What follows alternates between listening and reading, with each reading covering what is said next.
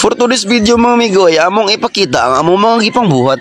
At ito ang aking busing nga nagdo-drawing ay nagsusukod di ay.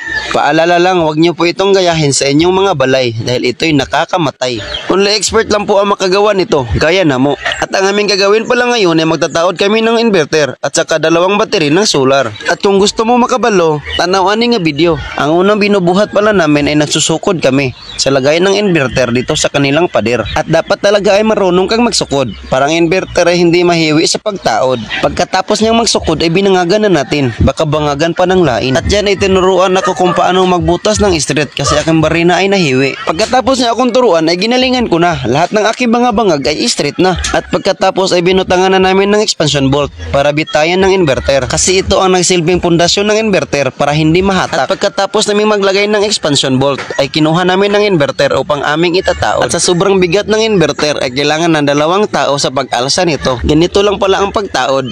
Kailangan nating itunong ang kanilang mga bangag. Kapag natunong na lahat ay ating hugtan ng mga expansion bolt. May 4 pala itong butas para sure tayo na hindi mahagbong. At para masiguro natin na hindi mahiwi ang ating paglagay ng inverter ay binutangan natin ng label bar. At pagkatapos ng inverter ay ang battery naman ng ating ibubutang. Ang ginagawa natin ay ating sinusukdan. At pagkatapos nating magsukod ay ating kinukuha ang kaniyang frame. At syempre hindi talaga nating malimutan gumamit ng label bar upang i-straight ang ating pagkabutang. Ito pala ang resulta, ang frame na butang na. Kaya ang battery ay amin ng dinayungan upang aming ilalagay. At ito ang resulta, ang battery ay nabutang na. At pagkatapos sa isa ay sa isa na sadta. Pagkatapos nating magsukod ay minutasan na sad natin. At dito ay ating pinaspasan ang trabaho kasi malapit ng maghapon. At pagkatapos nating magbangag ay binubuhat na natin ang battery upang ating ibubutang. At sa sobrang bugat nito, kailangan natin ng 3 tao. At ito pala ang resulta sa among trabaho.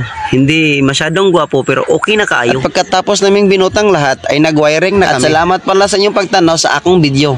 Sana ay nakatabang sa inyo. Ito pala ang resulta sa among trabaho. Thank you and I love you.